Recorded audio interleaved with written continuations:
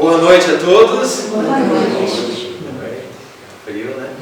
Que a paz de Jesus esteja em nossos corações. Vamos então iniciando mais um dos lindos trabalhos que a casa nos oferta, com todo amor, com todo carinho, dos nossos amigos queridos espirituais, nossos anjos protetores que nos trazem até aqui, e nós somos muito bem protegidos, muito bem amparados. Nós que infelizmente ainda não nos apercebemos disso e nos distanciamos dessas forças sublimes, dessas energias maravilhosas que estão nos buscando sempre para que estejamos fazendo a nossa evolução. E como sabemos, temos que ser tolerantes, amáveis, gentis para nós e para os nossos semelhantes, para aqueles que nos rodeiam, fazer a nossa parte. E como fazemos a nossa parte? Nos preocupamos com os irmãos ou exterior? Não. Primeiramente nos preocupamos conosco mesmos, para depois então levarmos o exemplo. Jesus fez ao contrário. Ele veio à Terra para fazer o quê? Ele veio à Terra para levar o ensinamento que estava dentro dele, não tirar ensinamento de nós, porque nós não tínhamos ensinamento algum. Então temos que levar exemplo para aqueles que precisamos levar ajuda. E mais, podemos aprender muito com todas as pessoas, não importa qual é a idade dessa pessoa, a experiência, porque às vezes a gente fala, mas a idade dela é tão novinha, às vezes tem muito mais maturidade e experiência do que nós, lá pra frente. Então temos que ouvir, e ouvir é realmente muito bom, faz parte das nossas vidas, porque falamos muito, né? Usamos a boca bastante, mas ouvir a gente ouve muito, mas a gente ouve pouquíssimo. A gente ouve pouquíssimo, então vamos apurar um pouco mais os nossos ouvidos, a nossa paciência, escutar o que os nossos irmãos têm a dizer, pois podemos aprender com eles, podemos crescer com eles, podemos estar revigorando as nossas energias, pois quando a gente escuta, mesmo que as pessoas estejam em estado pior do que nós, elas se sentem bem. Às vezes a pessoa não está nos buscando para que falemos, ela quer que nós estejamos a escutá-la. Então vamos escutar, vamos amar mais os nossos semelhantes, vamos ouvir o que os nossos irmãos têm a dizer. É isso que Jesus fazia.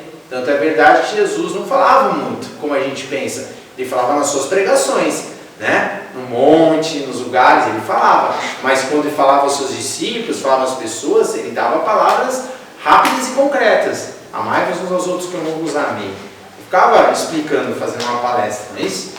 Tinha um momento para isso. E assim temos que ser para com os nossos semelhantes. Levar Jesus, levar os ensinamentos do Mestre em todos os lugares, significa falarmos em Jesus toda hora no vocábulo, mas falarmos em Jesus em nossos corações. Quando falarmos em Jesus nos nossos corações, automaticamente as pessoas nos perguntarão: qual é a religião que você professa? Qual é a religião que você segue? E aí você dirá: eu sigo Jesus. Eu sou da doutrina espírita, eu faço da religião de Allan Kardec, e assim a gente vai ajudando as pessoas. Tudo se encaixa, né, gente? E, gente, hoje temos a oportunidade, temos nossa irmã Eliana que vai fazer a palestra. Eu até falei para ela que ela é da equipe, né, da coordenação do Infanto Juvenil, né? O jejum, né? Toda vez que eu ouço jejum, eu fico com fome. Estou de jejum. Não, mas é brincadeira. Aí ela é do Infanto Juvenil e ela é da coordenação do Infanto Juvenil.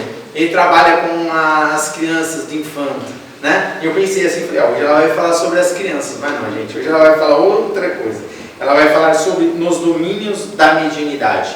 E ela vai falar o capítulo Anotações em Serviço. Bom, gente, porque a gente está fazendo, né?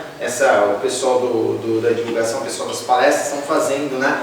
Essa parte aí, né? A Sandra, a Priscila, colocaram a gente para fazer algumas páginas aí, colocaram a gente, impuseram, na verdade, né? Não foi uma coisa assim, bem conversada, não foi. Vocês têm que fazer, brincadeira. Vai, Laria, é nós e Deus, fica à vontade. Boa noite, pessoal. Boa noite. Espero que todos estejam aí com o coraçãozinho quente. Lá fora tá um pouquinho frio, né? Mas eu estava conversando até com o seu Esmeralda agora há pouco, antes da gente entrar. Assim, tá frio pra quê? Né? Porque tem gente que fala assim, pra ir no estádio, tem um monte de gente hoje indo pro estádio. Ver futebol, partida de futebol e tudo mais. Mas e pra orar? Tá frio? Então a gente gente vê o quanto que as pessoas têm essas preferências, né? Às vezes está frio para orar, mas não está frio para ir para a festa, não está frio para ir para o estádio, não está frio para fazer alguma folia por aí. Não está frio e não está chovendo para fazer as festas, não que seja errado, né? Mas vamos também tirar um tempinho com as nossas obrigações religiosas, com a nossa espiritualidade e fazer o melhor para todos nós. Como o Rafael, ele troca meu nome, eu vou trocar o dele também. Então, como o Rafael disse, nós vamos falar esse mês de novembro sobre o livro Os Domínios da Mediunidade. A mim foi escolhido o último capítulo, um dos últimos capítulos, né, que é Anotações de Serviço, que é o capítulo 29. Mas eu vou dar uma pincelada assim mesmo, um pouquinho, né, para vocês entenderem. Quem nunca leu o livro é esse aqui, a minha capa. É muito gostosa a leitura. Eu falei assim, eu li em menos de um pouco mais de uma semana. Então, assim, André Luiz vem trazer essa experiência pra gente do plano espiritual, né? Do que é a vivência lá, qual é a coleção, né? A vida no mundo espiritual. Deixa eu tirar o óculos para eu enxergar também. Então, Os Domínios da Mediunidade, ele é o 8º livro da coleção de 13 livros. Então, aí a gente aprende, né, com o André Luiz, através do Chico Xavier, ao contrário, né? Sobre o que é a vida no plano espiritual, tá bom? E nesse livro, exclusivamente, ele fala sobre a mediunidade. Então, como diz o título, né, Os Domínios da Mediunidade. E aí eu quero refletir um pouquinho com vocês aqui, um pouco antes de começar a falar a história do livro, falar sobre o Chico, né? Esse ano completam 20 anos do seu desencarne, da sua passagem para o plano espiritual. Então, o Chico viveu aí 92 anos, e ele escreveu mais de 400 livros. E a hora que eu falo assim, né, quando eu estava lendo, eu falei assim, poxa, quantos livros Chico escreveu? Durante a sua vida? Então ele começou a escrever quando ele tinha cerca de 22 anos, né, suas primeiras publicações. E foi até quase 90 anos escrevendo. Então tem livros ali que datam já beirando os seus 90 anos, as últimas publicações de livros, as últimas obras. Então vejam bem, cerca de 14 livros por ano ele escrevia. Dá uma média, vamos dizer, 10 livros por ano que ele escrevia, livros publicados. Imaginam outras tantas cartas que ele escrevia, mensagens, revistas, editoriais, e nós não conseguimos ler um livro por ano. Às vezes arrastamos o livro, às vezes um livro por mês a gente não lê. Imagina o trabalho dele psicografar, né, interpretar a mensagem dos espíritos e compilar isso em livros. E esses livros, mais de 10 livros por ano. E a gente mal lê um livro. Imagina assim, eu quero ver, né, a gente correr para dar conta de ler esses livros. Porque estamos atrasados. Quem dera aquela série dos 13 livros, que é só a parte dessa parte da vida no mundo espiritual, ditada por André Luiz, que são 13, que nem todos conseguimos ler. Imagina os mais de 400 livros que ele publicou, né? E ele escrevia incessantemente. E desde criança ele já recebia mensagens e fazia anotações, mas livros publicados foram somente a partir dos seus 20 e poucos anos, da sua maioridade, que ele começou a publicar seus livros. Então, quiçá nós, né, possamos ler um pouquinho do que ele deixou, que é muito conhecimento sobre o plano espiritual. E aí, porque eu coloquei também ali sobre falar um pouquinho de Chico. Já que estamos falando nos domínios da mediunidade, Chico foi um grande médium, e é um grande espírito, de muita luz. Chico, desde criancinha, ele começou a manifestar os seus dons mediúnicos. Ele falava com a sua mãezinha que o visitava e ele era julgado. Então a gente vai ver aqui também nesse livro, ao ler esse livro, como as pessoas são julgadas quando têm dons mediúnicos por falta de entendimento de outras pessoas. São tidas como loucas, né? Aquela pessoa está com alguma desordem mental. Mas, no fim, todas essas situações são mediunidade, né? Tem alguma influência mediúnica ali. Então, basta um estudo mediúnico, somente as pessoas mesmo que procuram o espiritismo e acerca dos entendimentos que conseguem discernir o que é influência mental ali e influência de outros espíritos. André Luiz, ele falou através de Chico e editou todo esse livro. Então quem foi André Luiz? Né? Para quem não sabe, quem já ouviu falar, ele viveu sua última encarnação na Terra como um médico e quando ele chegou no plano espiritual, ele buscou a missão de passar toda essa vivência do que é a vida no plano espiritual para nós humanos aqui encarnados. Falou assim, a gente precisa passar esse conhecimento. E ele foi buscar, e ele é um estudioso, e nos livros ele conta assim como ele é curioso e quantos questionamentos com as pessoas que o levam a várias situações para o entendimento do Espiritismo. O que é o Espiritismo? Nesse livro ele vai contar detalhadamente quais são os tipos de mediunidade. Então, ele vai com profundidade e simplicidade. Apesar de ele ter alguns termos mais, não vou dizer mais difíceis, mas uma linguagem mais própria da época, porque ele é um espírito mais antigo, mas não é de difícil leitura. Nós conseguimos entender completamente o que ele quer dizer.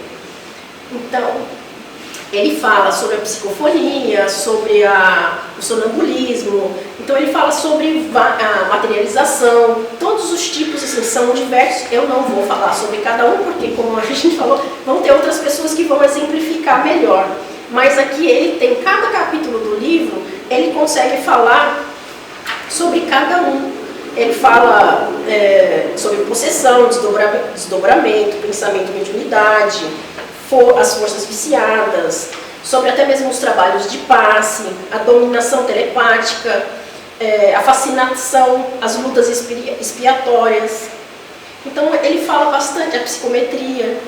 Então ele fala bastante coisa sobre assim, o mundo espiritual e a mediunidade e esse intercâmbio que existe entre o plano espiritual e os médiuns. Então aqui eu coloquei algumas figuras, um pouquinho mais para frente para eu também ver o que eu estou passando. Aqui eu coloquei umas figuras só para ilustrar os tipos de mediunidade, né, que tem, são ilustrações, né, vou até voltar aqui para mim, vocês verem, entrando, né, que são a influência dos espíritos durante as sessões mediúnicas, né, de preferência dos espíritos de luz, que estão sempre acompanhando as sessões, e também quando são abertas manifestações de espíritos inferiores.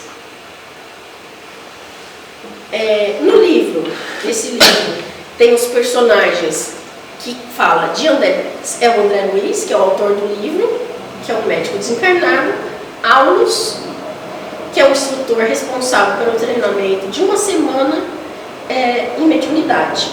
Tanto o André Luiz quanto o Hilário são alunos e eles buscam com Aulus uma visita de uma semana na crosta da Terra para entender sobre a mediunidade, sobre isso, para estudar o que é mediunidade, qual que é o trabalho, tanto do plano espiritual quanto dos encarnados acerca da mediunidade. Porque a gente pensa, médium é só o encarnado? O médium trabalha sozinho? Não, tem um amigo espiritual com ele, que fala através dele, que sugere através dele, que intui através dele. E aí vai como o Chico Xavier aqui. Tinha o André Luiz, tinha Emmanuel, que sempre estava com ele, então Chico tinha o dom da psicografia, que é ouvir, né, ser intuído, ele via, ouvia e escrevia o que eles estavam ali ditando. Então, Chico era um médium. Todos nós, e aí o livro explica bastante isso também, todos nós somos médiuns. Todos nós podemos ser médiuns com maior ou menor intensidade de acordo com as nossas vibrações mentais. Então, de acordo com aquilo que pensamos, fluímos, emanamos, assimilamos aquilo do plano espiritual. Então, o livro fala em vários momentos também o quanto devemos vigiar os nossos pensamentos. Então, mediunidade, né? O que é os domínios da mediunidade? Então, como a gente domina essa mediunidade, ela é um intercâmbio do encarnado, que é o médium, e os benfeitores espirituais, Com qual finalidade? A orientação e amparo. De quem? Só dos encarnados? Só dos desencarnados? Quando tem uma sessão espírita, quando fazemos uma reunião espírita, aqui presente na casa, aqui presente nesse salão, devemos ter outros amigos espirituais. Quem está ouvindo essa palestra? Somos só nós aqui encarnados? Temos os nossos amigos também desencarnados. Então, quando tem uma reunião espírita, o que acontece? Ali os espíritos são doutrinados também, podem vir a se comunicar e precisam de uma doutrinação, de uma palavra amiga, de uma palavra de conforto. Então, o livro fala até bastante em outras partes, o qual, de novo, né, eu vou acabar repetindo também, o quão é importante nosso padrão vibracional, a nossa mentalidade, o que pensamos. Eu brinco, como o Rafael disse, eu converso com as crianças aos sábados, a gente ensina ali algumas coisas, faz algumas leituras, e eu brincava com elas, sempre brinco com elas. Tem aquele ditado, né? Ouça com quem andas, que direis com quem és. Eu falo para as crianças assim, vejas o que pensas e direis com quem andas. Direi com quem andas. Porque se você pensa, se você começa a pensar coisas, a gente assim, até a internet ultimamente está lendo nosso pensamento, né, gente? A gente coloca alguma coisa na internet e começa a aparecer aquilo ali pra gente. E o nosso campo mental é a mesma coisa. Se você começa a pensar jogo de futebol, todo mundo que vem ao seu redor quer falar jogo de futebol. Então, se você começa a pensar baladinha, vai aparecer só gente chamando pra baladinha. Bebida, aquilo vai aparecer até propaganda de bebida aparece na sua frente. Como na internet, na internet, quando você coloca lá, air fryer, hoje a gente estava conversando de air fryer em promoção.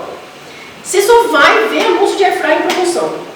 Então, assim é o nosso pensamento pro plano espiritual. Tudo que a gente imagina, cria-se uma tela mental jogada no plano espiritual e os afins se atraem. Então, assim, o que a gente joga para o plano espiritual são as vibrações, né? Então, se a gente joga coisa boa, quem vai acompanhar? Daí eu falo para as crianças, quem vem acompanhar a gente? Né? Então, se eu jogo coisa, se eu vejo filme feio, filme de terror, eu estou jogando aquelas imagens para dentro da minha casa. Então, quem vai gostar daquilo? Quem vai gostar de ver coisa legal? Então, daí a pessoa fala assim, mas eu te vi... Aí eu vejo, às vezes, as crianças falando assim, não, se assistia uns filmes de terror, nem consegui dormir à noite. Sonhei até com o casaco atrás da porta, era uma pessoa vindo me buscar. Eu falei, por que foi assistir filme de terror? Se tivesse assistido um filme mais tranquilo, uma comédia, ia dormir sonhando, rezando. Né? E acordar dando risada. Às vezes eu falo assim, até meu cachorro, quando a gente assiste alguma coisa, ele acorda no meio da noite dando uma risadinha. Então, assim, o que você emana dentro de casa? O que você quer atrair para a sua casa? O que você quer atrair para o seu dia a dia? Então, quando eu saio na rua, eu falo um palavrão, xingando uma pessoa no trânsito, eu não tenho paciência. Eu viro a esquina, uma pessoa me fechou, eu tropeço, eu falo palavrões, eu xingo, até na palestra da Priscila, que eu assisti hoje, ela falou assim, às vezes um palavrão, qual o poder daquele palavrão? Às vezes uma palavrinha pequena tem tanto poder, e o que a gente pode emanar com essas palavras? Então, assim, vamos respirar, vamos pensar melhor na nossa força mental e acreditar que o pensamento tem força e atrai amigos espirituais, porque depois as pessoas carregam amiguinhos infortunados, não sabem por quê. São pela força do pensamento. Todos os espíritos atraímos pela força do nosso pensamento. Somos sim responsáveis por nossos pensamentos. Então, o que pensamos, atraímos. E eles sugestionam mais pensamentos negativos para a gente. Então, começando a explanar um pouco melhor até sobre o que o André Luiz fala nesse capítulo, ele fala mediunidade e a ciência. Ele questiona, nesse último capítulo ele começa a questionar por que a ciência começa a complicar tanto os termos da mediunidade. Então, assim, ela estuda, nós espíritas estudamos, temos provas científicas, mas por que eles complicam colocando psicociências no meio da mediunidade, sendo que a mediunidade é uma forma, a espiritualidade é uma forma que pode ajudar a todos, é em benefício a todos. Daí ele coloca assim, os médiuns são loucos e insanos, porque todos nós somos médiuns, com maior ou menor grau de sintonia. Então, assim, uma criança, Chico Xavier, ou então uma criança, uma outra pessoa simples, que Chico a gente tem que entender, quando eu falo Chico, ele era uma criança comum, era uma criança pobre no interior de São Paulo. Então ele foi julgado, ele foi perseguido, ele foi tido como louco. A madrinha, a gente até no teatrinho que a gente fez, a gente mostra, né? A madrinha fala, fica quieto menino, então espeta ele, né, com o garfo, judia dele, porque achava que ele era louco. Então quantos lugares ainda os médiuns que veem espíritos são julgados, ou ouvem voz, são julgados como loucos ou insanos? São todos médiuns.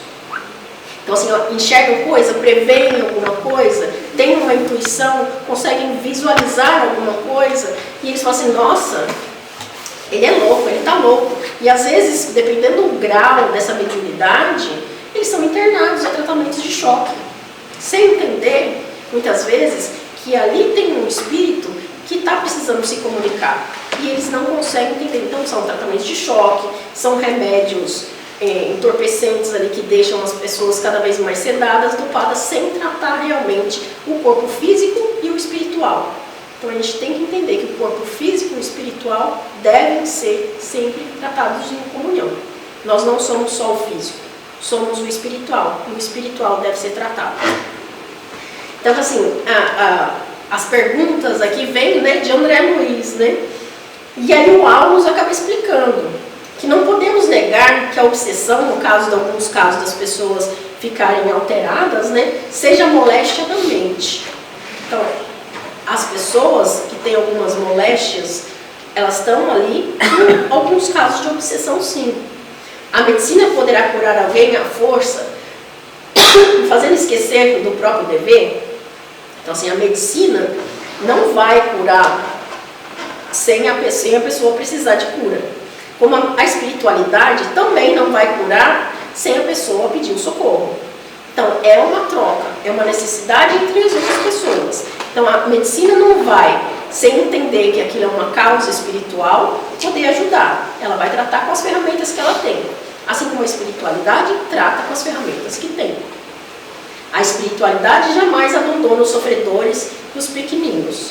Então, quando uma pessoa pede socorro na casa espírita, ela sempre vai ter o socorro, tanto de encarnados quanto desencarnados. A gente sempre ouve falar, né, e a gente sempre percebe que quando a gente entra na casa espírita, a gente se sente mais leve.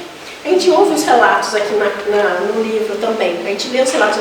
Então, assim, por quê? Porque a casa é cercada de guardiões. E tudo que interfere a nosso progresso, a nossa mentalidade de fluir, fica do lado de fora. Esses guardiões criam uma cerca, uma corrente de barreira, e aquilo tudo fica do lado de fora, para não intervir nos trabalhos. Então a pessoa fala assim, eu estava me sentindo tão bem, quando eu saí, voltou tudo de novo. Por que será? Porque enquanto eu estou aqui dentro, eu estou pensando na palestra, eu estou tentando me envolver com a palestra, existem amigos aqui me tratando, cuidando de mim. Quando eu vou lá para fora, os meus amiguinhos também estão me esperando. Então, quando eles vêm, quando eles são possibilitados a se comunicar, eles também são tratados. Então, alguns são permitidos entrar para receber o tratamento adequado também. Então, numa casa espírita, sempre temos os médicos, os auxiliares, os assessores, os assistentes da espiritualidade auxiliando esses espíritos que estão precisando, se não estão necessitados. E aí, mais ainda na data de hoje, eu acho que a gente tem que pensar sempre naqueles amiguinhos desencarnados que buscam uma palavra, que buscam ser acolhidos. Então a gente percebe que no dia de hoje nós pedimos muito, nós recorremos muito àqueles que já foram. E o livro fala também, inclusive, dessa parte de solicitarmos a presença dos amigos desencarnados. Eles eram afins nossos enquanto estávamos aqui vivendo, tendo a nossa convivência no plano físico. Eles partiram, não sabemos como estão no plano espiritual. Não sabemos a que cargo aconteceu essa desencarnação, essa passagem. Alguns passam por sofrimento, alguns carregam sofrimentos de outras vidas. O espírito é eterno. Não foi só aqui. Ele teve uma vida boa aqui, mas e as outras? Pode ser que tenham amigos na espiritualidade o esperando para o atormentar. E ele caia novamente em baixas vibrações. Então eles tentam passar de novo por uma aprendizagem. Ele vai necessitar socorro novamente do seu perispírito para poder ir para uma casa de recuperação no plano espiritual. Então, pensamos com cuidado quando chamamos uma pessoa que já partiu. Porque a gente não sabe como está esse espírito.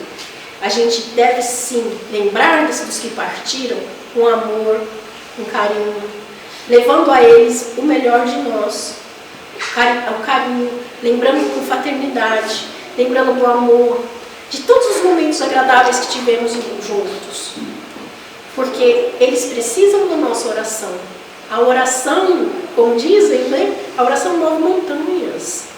É uma poderosa oração. Então, quanto mais a gente puder orar, tanto para encarnados quanto para desencarnados, melhor nos sintonizamos. Não tem nada para pensar? Não pensa besteira, pensa e ora. Às vezes a gente está querendo procurar um filme na televisão, vê uma palestra da instituição, entra no YouTube. Tem várias palestras, tem mais de 400 livros do Chico. Então, por que a gente vai pegar uma coisa de baixa sintonia, ouvir uma música de baixa sintonia? Tem audiolivros, as palestras, você não precisa nem ficar só assistindo. Deixa a palestra rodar, ouve, deixa aquilo entrar na sua casa, na sua mente. Isso vai afinar, vai te ajudar e ajudar quem está em volta de você. Não estamos nunca sozinhos, né? A gente tem que se lembrar. A espiritualidade jamais abandona os sofredores e os pequeninos. E eu coloquei essa imagem exatamente para a gente lembrar que os nossos pensamentos irradiam, chegam longe. No livro vocês vão ver uma parte que, assim, num piscar de um pensamento, assim, num piscar de olhos, eu ia falar num piscar de pensamento. O pensamento é um piscar da espiritualidade. Uma pessoa se transporta de um lugar para o outro dentro da espiritualidade. Então, que seja que tem um caso de uma senhora que foi em fase, estava desencarnando, ela queria visitar a irmã dela que morava numa outra cidade. Num segundo, ela se projetou diante da cama dessa irmã. E a irmã acordou. A Cecília, se não me engano, não sou ruim para nome. A Cecília desencarnou. Então, assim, os espíritos viajam em toque no estalar de dedos, muito rápido. Então, os nossos pensamentos atingem eles. Quantas vezes a gente fala assim, estava pensando em você, você me ligou? Não acontece? Ou então, estava pensando nisso, isso aconteceu. Estava querendo comprar uma pizza, o carro da pizza passou na rua. Não sei se não acontece no bairro, na rua de vocês, mas até pouco tempo na rua da casa da minha mãe tinha uma combizinha que passava pizza, toda na sexta-feira passava um caminhão da pizza. A gente tem de churros, tem de peixe, tem não sei o que lá, mas tinha um carrinho da pizza também. Então, assim, a gente estava pensando nisso e aconteceu. Veja como que é o poder da mente, o poder dos nossos pensamentos, né? Assim, há companheiros no espiritualismo que não suporta qualquer manifestação primitivista no terreno mediúnico. Então, André Luiz questiona, né? Ele meio que pergunta e questiona. Por que isso? Por que existem, assim, por que o orgulho, né? Então, assim, tem algumas instituições espiritualistas que só querem trabalhar com os melhores espíritos, com os espíritos que eles julgam ser de maior afinidade, de maior fluidez, não os sofredores. E mal sabem eles que eles podem estar diante de espíritos não tão bonzinhos assim, conduzindo uma reunião, conduzindo todo aquele trabalho. Então, assim, o poder da espiritualidade, os poderes dos espíritos malignos, também influenciam se fazem ser bonzinhos. Então, temos que prestar atenção sempre no teor dessas mensagens, no teor dessas casas espiritualistas, né? E o espírita, ele segue o evangelho cristão. O que o Cristo deixou para nós? Que é nossa obrigação ajudar aqueles que ainda se encontram na retaguarda. Então, assim, é nossa obrigação. Nós estamos aqui hoje, já pusemos um passinho adiante. Nós vamos encontrar um amigo em sofrimento, nós vamos ajudar. Um espírito em sofrimento, nós vamos recurar por eles. Nós somos sugestionados, vamos orar. Nós vemos os irmãozinhos encarnados em sofrimento, vamos ajudar, é nossa obrigação. Nós estamos um pouquinho melhor que eles. Vamos ajudar. Até coloquei ali, né, que é um caso que acontece, que a gente se comove, né, um corredor que para e volta para ajudar aquele que caiu na corrida. E por que às vezes a gente resiste em acolher uma pessoa que caiu na rua? Uma pessoa que está com sacola na rua, faz parte desse espírito em progressão, do nosso espírito. A gente testa a nossa espiritualidade, a nossa evolução, quando a gente vai ajudar um irmão na rua. Quando acontece, às vezes, situações simples e não paramos. Às vezes, no caixa do supermercado, tem uma senhora com 2 bolachinhas na mão e a gente com um carro desse tamanho. A gente não dá passagem. Eu cheguei primeiro. Ela que espere, ela que lute, né? Como dizem, ela que lute para um lugar melhor.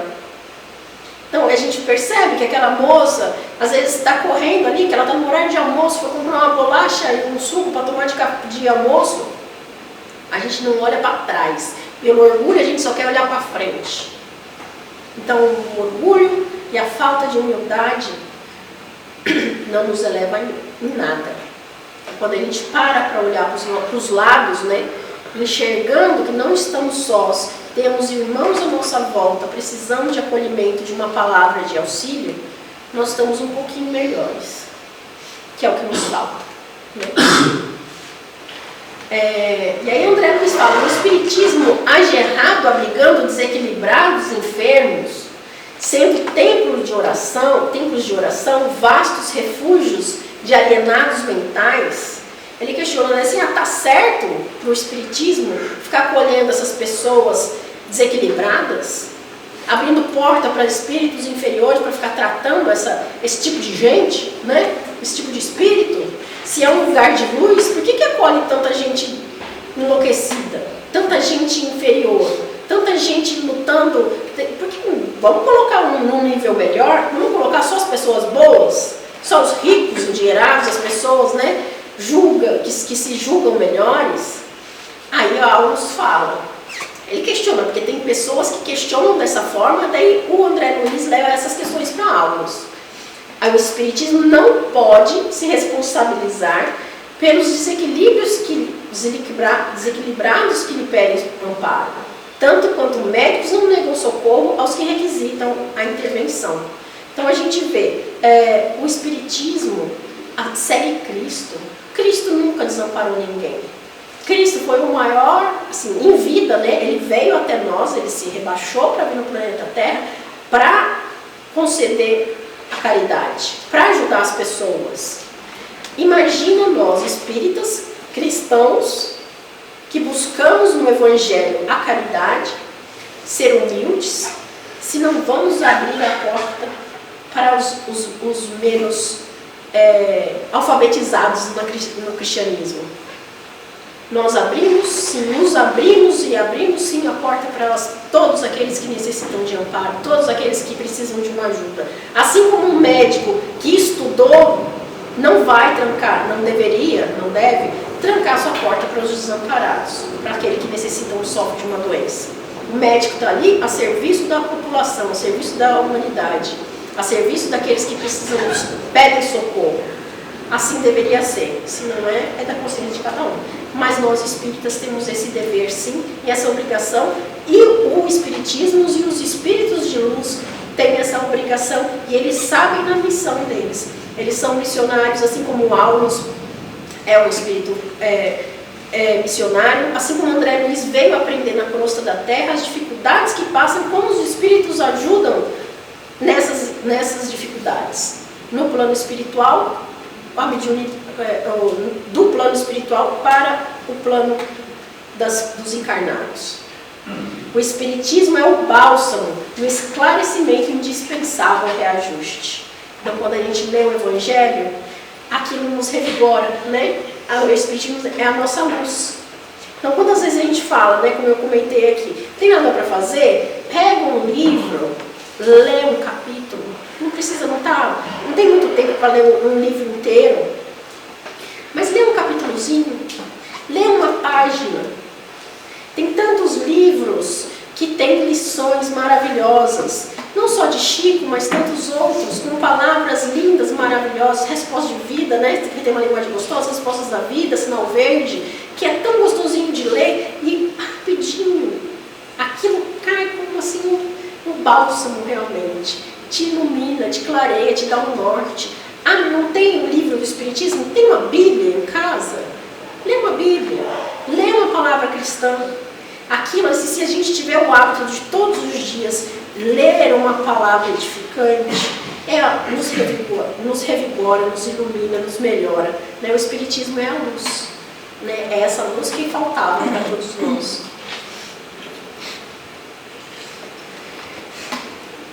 Nosso escopo é reviver o Evangelho em suas bases simples e puras. E que o Senhor não nos concede tesouro de fé apenas para que possamos crer e falar, mas também para que estejamos habilitados a estender o bem, começando de nós mesmos.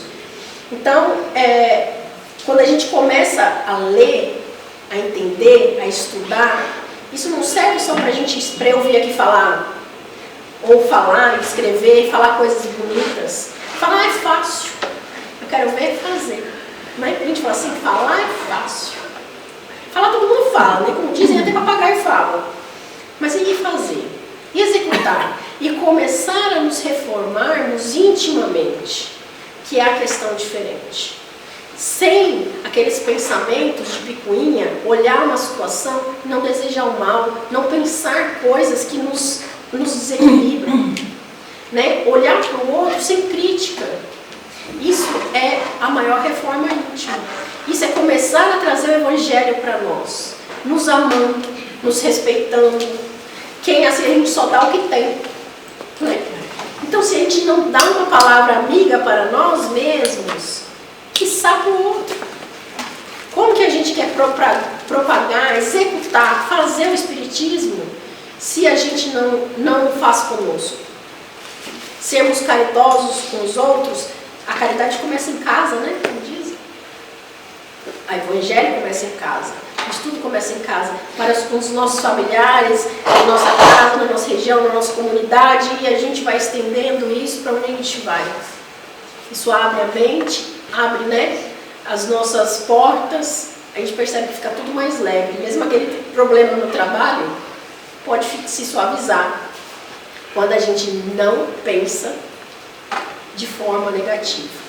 Né? A gente suaviza, mentaliza Jesus Cristo, se sintoniza nos amigos espirituais, que eles nos ajudam, eles nos amparam. Então, começa por nós mesmos. Dá o exemplo. Dar um exemplo, né? Cada qual que busca a verdade por si, e fala assim, ele questiona, né? Fala assim, mas em alguns lugares fala assim, não. Se a pessoa está com um problema, ela que vai buscar a solução dos problemas dela. Ninguém é responsável por ninguém. Daí ele fala assim, a religião digna, porque existem templos que às vezes falam assim, não, vocês têm que ser individuais, você tem que buscar a palavra de Deus, você tem que buscar a verdade. Então, a religião digna, qualquer que seja o templo em que se expresse, é um santuário de educação da alma, em seu gradativo desenvolvimento para a imortalidade. Então, um pouquinho que nós aprendemos dentro de uma casa espírita, dentro da sua religião, dentro do cristianismo, dentro da sua própria casa, Isso vai levar lições edificantes para a sua alma. Cada encarnação é um pontinho de evolução para o equilíbrio da nossa alma. A gente não consegue, né? Tomara que a gente consiga um pouquinho. Mas assim, quantas encarnações a gente precisa para se melhorar? Então um pouquinho que a gente faça já melhora o nosso espírito. A gente leva aquele conhecimento. Inclusive, falando de conhecimento, ele fala aqui que ele fala assim, poxa, as pessoas falam japonês dentro de uma comunicação espírita. As pessoas falam em japonês, falam em outra língua. Isso é próprio, mesmo sem conhecer, um brasileiro, por exemplo, falando em alemão, numa comunicação espírita, como que pode isso? Porque aquele espírito já carrega o conhecimento daquela língua.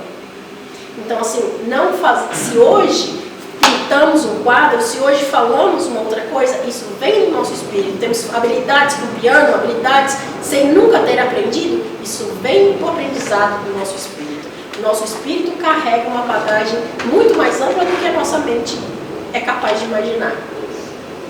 É imortal, né? As crianças, e aí a gente vê, né? As crianças podem ser largadas para aprender por si? Precisam de instrutores. O nosso espírito precisa de instrutores. Enfermos que busquem a saúde por si? Não dá, né? É assim como nós que buscamos a espiritualidade, o conhecimento espiritual, a gente precisa de ajuda, a gente precisa de amparo de quem conhece mais. Aquele corredor lá que está lá na frente, né, que a gente viu ali, a gente precisa buscar o conhecimento daqueles que já estão um pouquinho adiantados. E um pouquinho que a gente sabe, a gente caminha junto, a gente ajuda, a gente auxilia o próximo na arrumagem, né? O forte é o tutor do fraco sempre. Aquele que já conhece sempre vai buscar o mais fraco, tanto no mundo espiritual quanto dos encarnados. Nem todos possuem idêntica idade espiritual e que a humanidade terrestre ainda se encontra tão longe da angelitude quanto a agressiva animalidade que ainda está distante da razão perfeitamente humana. Então a gente percebe, a gente está muito longe de ser anjo, né? A angelitude está bem distante, assim como o animal está distante de ser racional, como os humanos.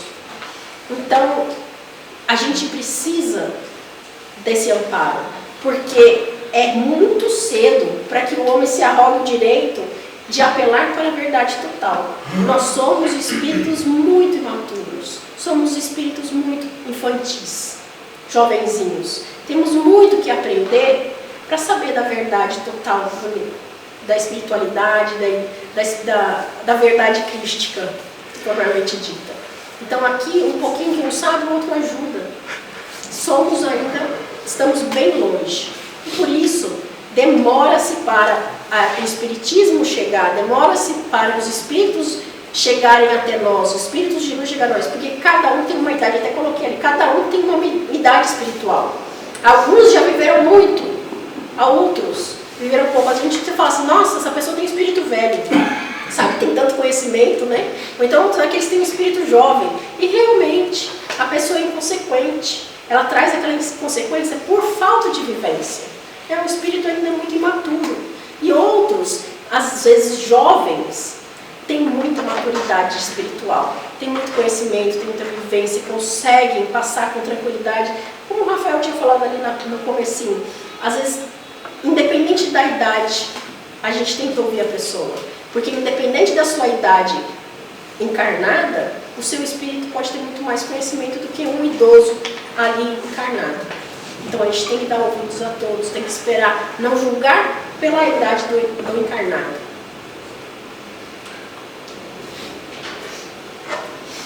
Trabalhemos com bom ânimo. O tempo conjugado com o serviço do bem é o alicerce da nossa vitória.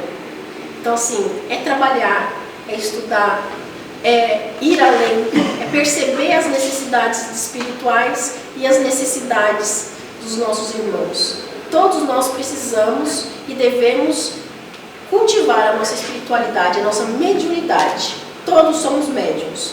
E depende da nossa afinidade com os nossos amigos da espiritualidade, vamos transpor isso ou não. Então temos que cuidar do que fazemos, do que pensamos, principalmente do que pensamos, e trabalhar no bem. Tem uma parte que não é do capítulo 29, não briga comigo, é do capítulo 13.